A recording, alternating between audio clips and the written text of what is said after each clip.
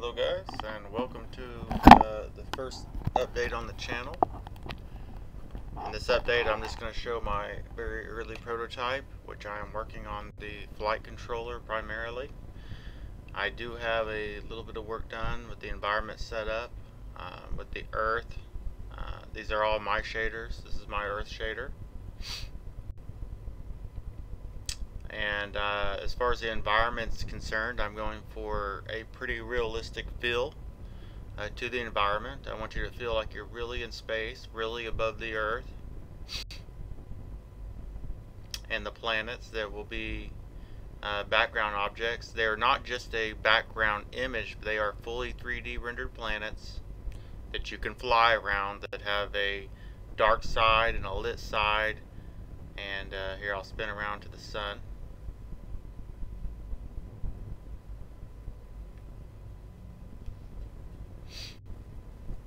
And have physically accurate lighting.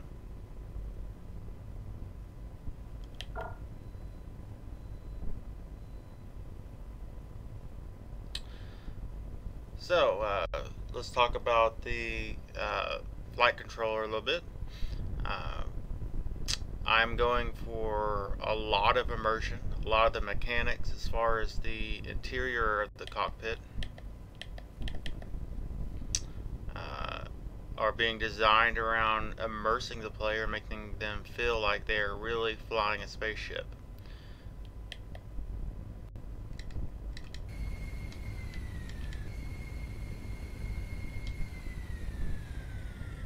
And so you see a lot of the G-force simulation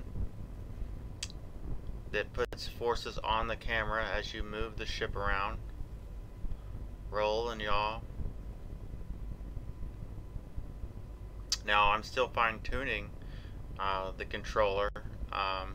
In this game there will be a bunch of different ships.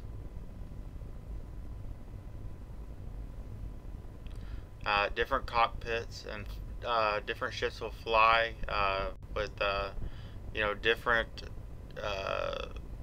flight controls as far as the amount of pitch, yaw, acceleration, even the G-forces. Some ships will be real rough, like a rolling around in a Honda Civic is not going to be as smooth as rolling around in a Ferrari, right?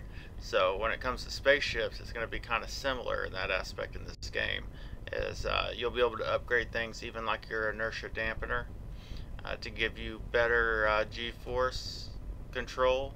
And also the inertia and the G-forces will affect the pilot.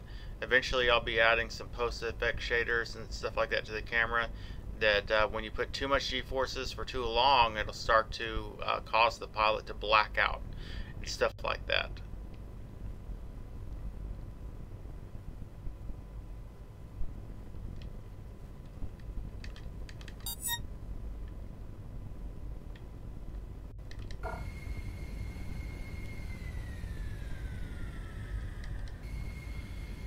And as far as the UI is concerned, I'm not working on that at all. I'm only focused on the physics simulation.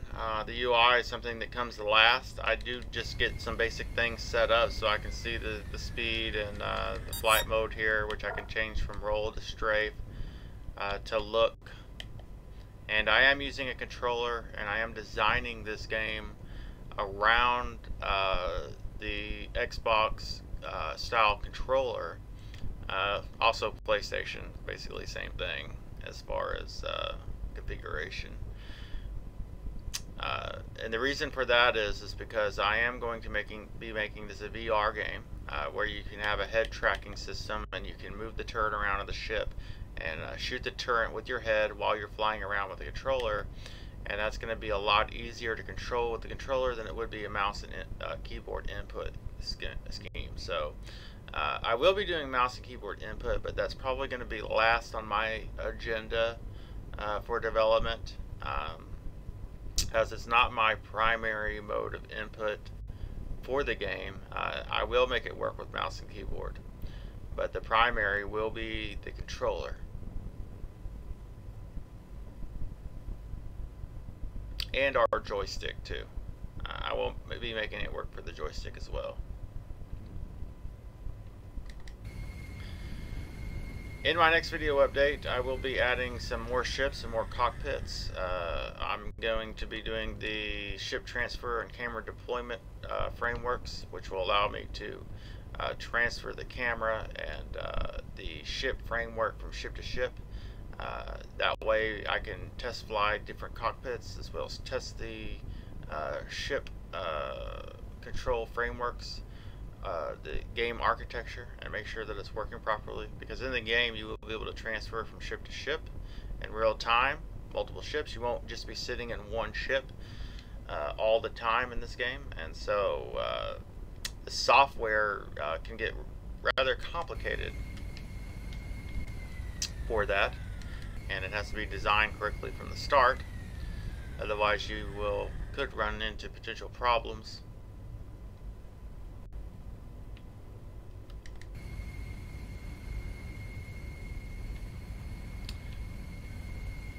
Anyways, thanks for watching.